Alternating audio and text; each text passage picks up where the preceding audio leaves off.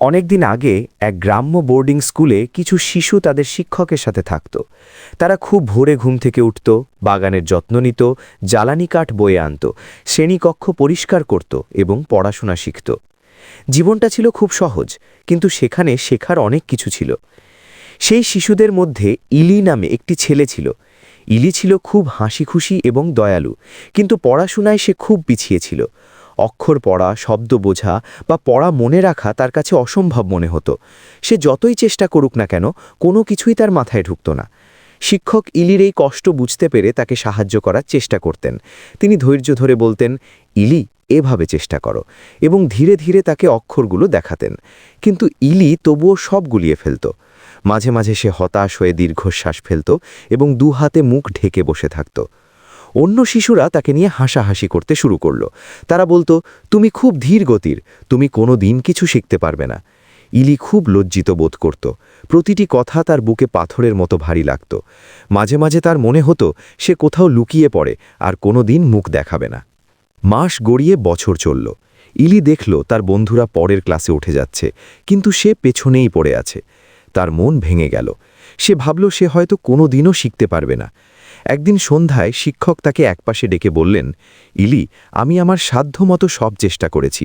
হয়তো পড়াশোনা তোমার কাজ নয়, এখন তোমার বাড়ি ফিরে যাওয়াই ভালো। ইলির মন ভেঙে চুরমার হয়ে গেল। সে ভাবল শিক্ষকই ঠিক বলছেন। ভারাক্রান্ত মনে সে স্কুল ছেড়ে নিজের গ্রামের দিকে হাঁটা শুরু করল। তার চোখে জল টলমল করছিল। যাওয়ার পথে সে গ্রামের এক কুঁয়োর কাছে থামল। সে দেখল কুঁয়োর ধারের শক্ত পাথরের গায়ে গভীর কিছু দাগ পড়ে আছে। কৌতূহলী হয়ে সে পাশের এক বৃদ্ধাকে জিজ্ঞেস করল, এই শক্ত পাথরে এমন গভীর দাগ কিভাবে পড়ল? কেউ কি এগুলো খোদাই করেছে? বৃদ্ধা হেসে বললেন, না এলি, এই যে পাতলা দড়িটা দেখছ, যা দিয়ে কুঁয়ো থেকে জল তোলা হয়, ওটা প্রতিদিন ঘষতে ঘষতে এই শক্ত পাথরে দাগ ফেলে দিয়েছে। পাথরও হাল ছাড়েনি আর দড়িও ঘষা বন্ধ করেনি। ইলি দড়ি আর পাথরের দিকে তাকিয়ে রইল। তার ভেতরে আশার আলো জ্বলে উঠল। সে ভাবল, যদি একটি নরম দড়ি ক্রমাগত চেষ্টার মাধ্যমে শক্ত পাথরে দাগ কাটতে পারে, তাহলে আমিও প্রতিদিন চেষ্টা করলে নিশ্চয়ই শিখতে পারব। সে রাতে ইলি ঘুমাতে পারল না। সে ঠিক করল সে হাল ছাড়বে না। পরদিন সকালে সে স্কুলে ফিরে গেল। সে সবার আগে ঘুম থেকে উঠল এবং একাগ্র মনে পড়াশোনা শুরু করল। মাঝে মাঝে সে ভুল করত, পড়া ভুলে যেত, কিন্তু সে বারবার শিক্ষককে জিজ্ঞেস করত এবং অনুশীলন করত। দিন থেকে সপ্তাহ পার হল। ইলি প্রতিদিন পরিশ্রম করত। সে পড়া বারবার লিখত এবং পড়ত। ধীরে ধীরে সবকিছু তার কাছে পরিষ্কার হতে লাগল।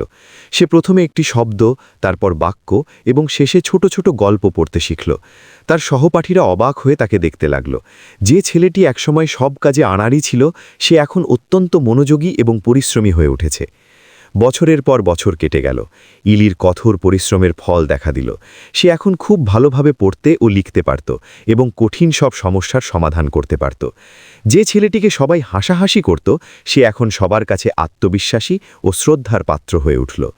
বড় হয়ে ইলি একজন মহাজ্ঞানী ব্যক্তিতে পরিণত হলেন।